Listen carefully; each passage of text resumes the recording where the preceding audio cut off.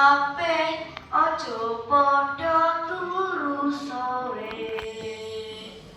Rene bebarengan kanca kabeh rungokno ceritaku deng deng deng deng treng. Assalamualaikum teman-teman. Waalaikumsalam. Bagaimana kabarnya hari ini? Perkenalkan, nama saya Nathan. Saya sudah pernah membaca 5 buku cerita rakyat. Yang pertama adalah cerita Malin Kundang. Yang kedua cerita Danau Toba. Dan yang ketiga adalah cerita Roro Jonggrang. Yang keempat cerita Batu Menangis. Dan yang kelima atau yang terakhir adalah cerita Lutung Kasarung.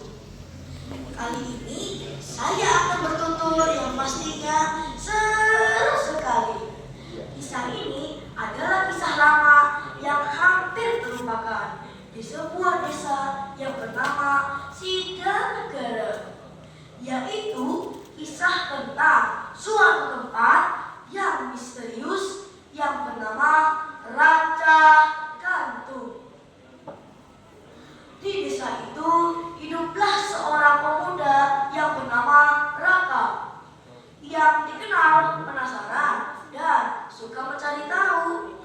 Dia memiliki sahabat yang bernama Titi, gadis yang berani namun sedikit penakut pada hal-hal misterius. Selain itu, ada seorang kakek Wirya kesepuhan desa yang sangat banyak menyimpan cerita masa lalu. Nah, teman-teman, ingin tahu cerita selanjutnya? Dahulu kala, desa ini dilalui oleh anak sungai Citandui. Airnya jernih sekali, mengalir dengan tenang. Banyak anak-anak bermain. Ada yang bermain air sambil memukuli air. Ceplak cepluk, ceplak cepluk, piun, ore, piun. Ada pula anak yang berenang. Cepiur, cepiur, cepiur. Ore, akhirnya sampai. Ada pula ibu-ibu yang sedang menyuci pakaiannya. Dan para petani menggantungkan hidupnya dengan air itu. Di suatu hari di desa Sidanegara dilanda kemarau panjang. Sumur-sumur mengering, sawah-sawah retak, dan warga kesulitan mencari air. Di suatu pagi terdengarlah suara burung berkicau.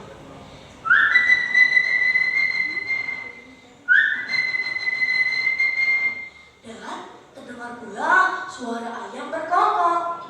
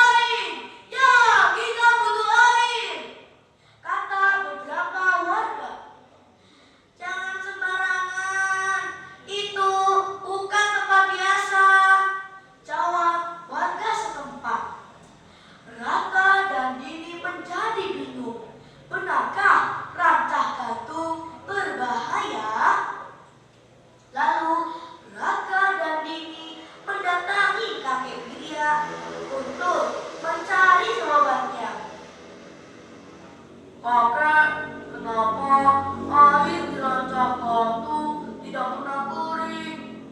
Tanya Raka. Kakek itu terdiam, lalu tersenyum.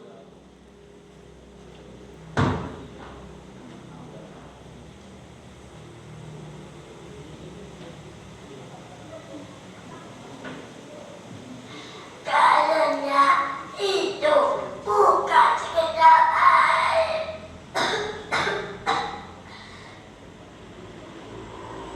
Dahulu itu sungai yang hidup, anak sungai tidak tuin.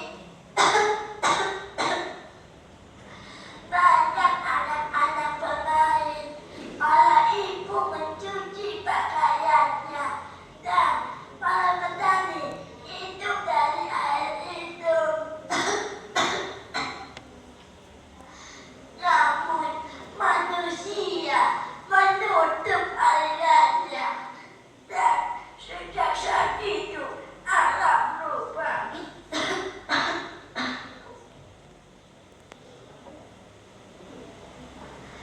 Raka dan Dini pun terdiam. Lalu kakek Widya melanjutkan ceritanya. Jika kalian mengambilnya tanpa bijak, maka bisa jadi yang tersisa juga akan hilang.